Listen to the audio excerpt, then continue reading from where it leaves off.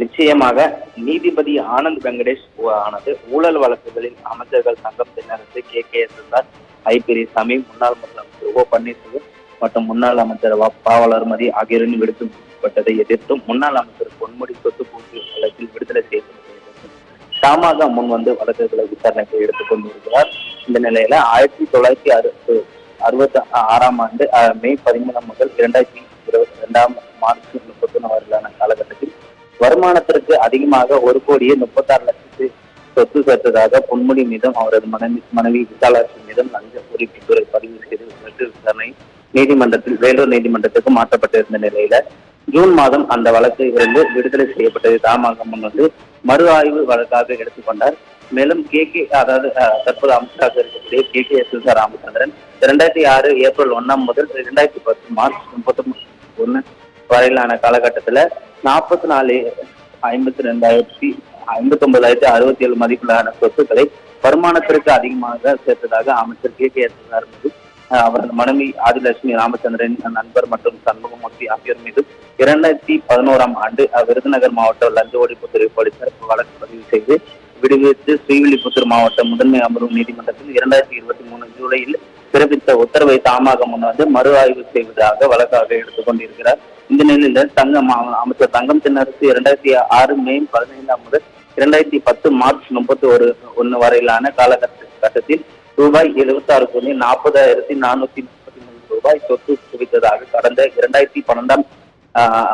ஆண்டு பிப்ரவரி 14 அமைச்சர் தங்கம் தென்னரசு மற்றும் அவரது மனைவி மணிமேகலை ஆகியோர் மீது விருதுநகர் மாவட்ட லஞ்ச ஒழிப்புத்துறை போலீசார் பதிவு செய்து வழக்கில் இருந்து விடுவிக்கப்பட்டு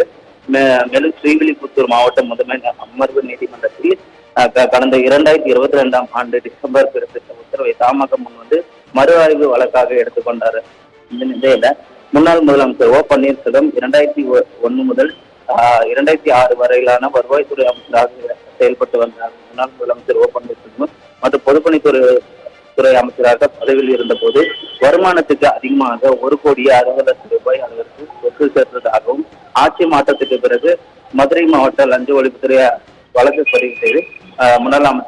முதலமைச்சர் பன்னீர்செல்வம் மற்றும் அவரது மனைவி விஜயலட்சுமி மகன் ரவீந்திரநாத் குமார் மற்றும் தம்பி ராஜா அவரது மனைவி சசிகலாவதி மற்றொரு தம்பி பாலமுருகன் அவரது மனைவி லதா மகேஸ்வரி ஆகியோர் மீதும் குற்றம் சாட்டப்பட்டவர்களாக சேர்க்கப்பட்டிருந்த நிலையில தேனி நீதிமன்றத்தில் இருந்து மதுரை நீதிமன்றத்தில் மாற்றப்பட்ட இவர்களின் வழக்கு குற்றம் சாட்டப்பட்டவர்கள் மீதும் சுமத்தப்பட்ட குற்றச்சாட்டுகளை நிரூபிக்கும் விதமான ஆதாரங்கள் ஏதும் கிடைக்கவில்லை என்பதால் வழக்கை திரும்ப பெறுவதாக லஞ்ச ஒழிப்புத்துறை தாக்கல் செய்த அறிக்கையை ஏற்று கடந்த 2012 ஆண்டு அக்டோபர் வழக்கை முடித்து வைத்து மதுரை நீதிமன்றத்தில் உத்தரவை தாமாக முன்வந்து மறு ஆய்வு செய்வதற்காக வழக்கு எடுக்கப்பட்டிருந்த நிலையில தற்போது அமைச்சராக இருக்கக்கூடிய ஐ பெரியசாமி 2008 ஆண்டில் முதல்வர் பாதுகாவலராக இருந்த கணேசன் என்பவருக்கு வீட்டு வசதி வாரிய வீட்டை ஒதுக்கி முறைகேடு செய்ததாக அமைச்சர் ஐ பெரியசாமி மீது கடந்த 2012 ஆண்டு லஞ்ச ஒழிப்புத்துறை பதிவு செய்த வழக்கில் இருந்து சென்னை சிறப்பு நீதிமன்றத்துக்கு மாற்றப்பட்டு மார்ச்சில் விடுவித்த உத்தரவை தாமாக முன்வந்து விசாரணைக்கு எடுத்துக் கொண்டிருக்கிறது. இந்த நிலையில முன்னாள் அமைச்சர் வளர்மதி மீதும் 2001 ஆண்டு முதல் 6 ஆண்டு காலகட்டத்தில் சமூக நலத்துறை அமைச்சராக இருந்த வளர்மதி மற்றும் அவரது குடும்பத்தினருக்கு